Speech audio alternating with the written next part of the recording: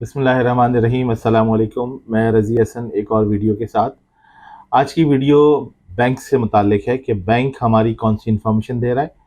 Bank resident लोगों के लिए भी और बैंक नॉन रेजिडेंट लोगों के लिए भी कौन सी इन्फॉर्मेशन है जो एफबीआर से या दूसरी अथॉरिटी से शेयर की जा रही है। तो ये वेरी इंपॉर्टेंट वीडियो है, आप इसको प्लीज़ देखें, सब्सक्राइब करें, लाइक करें। पहली चीज़ ये कि जो विदहोल्डिंग टैक्स है इसको अब तकरीबन सभी लोग समझते हैं। किसी की सैलरी पर डिडक्शंस हो रही है, किसी की पेमेंट परचेज करते हुए प्रॉपर्टी के ऊपर या व्हीकल परचेज करते वक्त, या और जो बिजनेस कर रहे हैं उनकी ट्रेडिंग के ऊपर परचेज पर सेल पे डिडक्शंस होती हैं। तो इसलिए वो विदहोल्डिंग टैक्स का कॉन्सेप्ट तो अब बिल्कुल क्लियर है। लेकिन इसकी जो स्टेटमेंट जाती है क्वार्टरली, वो सेक्शन है 165 का। और 165 के सेक्शन के अंदर जो इन्फॉर्मेशन जाती है, अगर मैं लॉ के हिसाब से आसान अल्फाज में भी वो करूँ, तो जो लोग टैक्स कलेक्ट कर रहे होते हैं तो वो डिवीजन 2 और पार्ट 1 में, और जिनकी डिडक्ट हो रहा होता है टैक्स डिवीजन 3 पार्ट 1 के अंदर, उनको एक क्वार्टरली रिपोर्ट सबमिट करनी होती है। उसका एक पूरा फॉर्मेट है और जिसमें जो डिटेल्स जाती हैं वो CNIC जाता है, एड्रेस जाता है, जो कलेक्ट हुआ है अमाउंट, जिससे from whom the amount has been collected और from whom the payment were made, ये इंफॉर्मेशन, टोटल पेमेंट और टोटल टैक्स कलेक्टेड या कोई और इन्फॉर्मेशन जो रिक्वायर्ड हो, ये चीज़ें उस फॉर्म का पार्ट हैं। इसके अलावा जो इम्पोर्टेंट बात है ये कि ये इतनी क्वार्टरली स्टेटमेंट इतनी इंपॉर्टेंट है कि अगर कोई ज़ीरो डिडक्शन हो तब भी ये निल फाइल होती है। एक और चीज़ साथ साथ में कन्फर्म पहले भी डिस्कस हुआ है, हमारी पिछली वीडियोस जो लोग देखते हैं उनको मालूम होगा कि जो स्पेशल लॉज होते हैं वो जनरल लॉज को ओवरराइड कर देते हैं। तो इनकम टैक्स ऑर्डिनेंस जो है इट्स अबाउट टैक्सेशन, और टैक्स से रिलेटेड जो चीज़ें हैं उसके कलेक्शन का जो मैकेनिज्म होगा वो किस तरह से होगा, वो ओवरराइड कर देता है दूसरे रूल्स को और दूसरे लॉज में जो रूल्स बने हुए हैं। मिसाल के तौर पर सेक्शन 165 जो है ओवरराइड कर देता है protection of economic reform act 1992 को, ओवरराइड कर देता है बैंकिंग कंपनीज ऑर्डिनेंस 1962 को, ओवरराइड कर देता है फॉरेन एक्सचेंज रेगुलेशन एक्ट 1947 को, और ओवरराइड कर देता है रेगुलेशंस जो बनाई गई स्टेट बैंक ऑफ पाकिस्तान की एक्ट 1956 के अंदर। अब इसमें एक और एक्सेप्शन खुद सेक्शन 165 के अंदर भी है कि अगर इसकी रिपोर्ट कहीं और से यानी दूसरा कोई और इदारा भी कर रहा है तो 165 में एक्सेप्शन है। जैसे सेक्शन 165A है। 165A जो सेक्शन है it's about banking banks.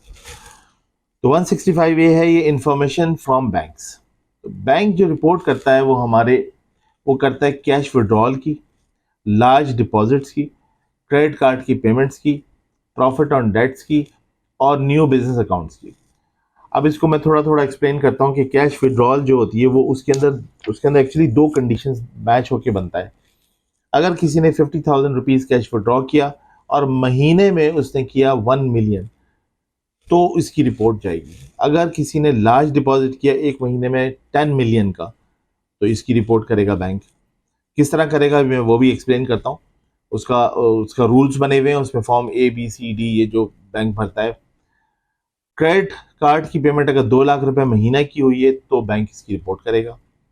Profit on date, अगर इसके अंदर किसी के पास कोई इंटरेस्ट से आ रही है इनकम, किसी और कोई टैक्स डिडक्ट उसके ऊपर हुआ तो उसकी रिपोर्ट भी वो भी बैंक करेगा। न्यू अकाउंट्स, अगर किसी ने नया बिजनेस शुरू किया है, न्यू बिजनेस अकाउंट खोला है या पुराने बिजनेस को रीनेम किया है, उसमें कोई चेंजेस हैं तो उसकी रिपोर्ट भी करेगा। बैंक करता किस तरह है, बैंक अपने एक ऑफिसर अपॉइंट करता है जो FBR के साथ लिंक में होता है और वो रिपोर्ट करता है। और इसके अंदर बैंक को जो है वो इम्यूनिटी है और उसकी स्टाफ के ऊपर कोई क्रिमिनल या सिविल या डिसिप्लिनरी कोई एक्शन नहीं लिया जा सकता। अंडर द लॉ वो ये इंफॉर्मेशन शेयर करता है। और ये जो इंफॉर्मेशन होती है ये सिर्फ टैक्स पर्पसेस के लिए होती है और इसको कॉन्फिडेंशियल रखा जाता है सिर्फ टैक्स पर्पस के लिए। तो इनकम टैक्स रूल्स जो है वो अगर उसमें हम बात करें तो चैप्टर 3 जो 3A है उसका, वो डील करता है बैंकिंग कंपनीज रिपोर्टिंग रिक्वायरमेंट्स। मैं कोशिश करूँगा कि इसकी पिक्चर भी आपके साथ शेयर कर लूँ। रूल 39 जो है, रूल 39 का जो A है वो है अकाउंट होल्डर डिपॉजिट स्टेटमेंट। ये बनाता है बैंक, फॉर्म A से कहते हैं। फॉर्म B बनाता है जो क्रेडिट कार्ड पेमेंट स्टेटमेंट है, ये रूल 39A(C) के अंदर बनाता है। फॉर्म C है जो रूल 39A(D) के अंदर बनाता है कैश विड्रॉल स्टेटमेंट। और फॉर्म D है जो रूल 39A जी के अंदर बनाता है प्रॉफिट ऑन डेट स्टेटमेंट। ये 4 A, A, B, C, D 4 forms हैं जो बैंक रिपोर्ट करता है टैक्स अथॉरिटीज़ को। और इसी तरह रूल 39B जो है वो जो मैंडेटरी है बैंक के लिए कि वो ये रिपोर्ट्स जो हैं वो सबमिट करेगा। और इसके साथ साथ एक और रूल डिस्कस करता चलूँ 39B1, जो टैक्स अथॉरिटीज़ के साथ एडिशनल इन्फॉर्मेशन की ज़रूरत हो तो 39B2 में भी एडिशनल इन्फॉर्मेशन भी बैंक देने का पाबंद है। 39C के अंदर बैंक अपॉइंट करता है किसी अथराइज पर्सन को। रूल 39D के अंदर हर बैंकिंग कंपनी जो मंथली रिपोर्ट्स जो दे रही होती है उसको डील करता है, उसको डिस्कस करता है। अच्छा, इसके अलावा जो एक सेक्शन है वो है 165B। ये है इंफॉर्मेशन फ्रॉम फाइनेंशियल इंस्टीट्यूट्स। ये बैंक और बैंक के अलावा दूसरे फाइनेंशियल इंस्टीट्यूट्स और पर्टिकुलरली नॉन रेजिडेंट लोगों के लिए या उन अफराद के लिए जिनको टैक्स अथॉरिटीज़ ने उनकी डिटेल मांगी है, उनकी इन्फॉर्मेशन शेयर करता है। पाकिस्तान चूँकि सिग्नेटरी है OECD का और दूसरी और एग्रीमेंट्स का, उसमें एक ऑटोमेटिक एक्सचेंज ऑफ इंफॉर्मेशन भी है।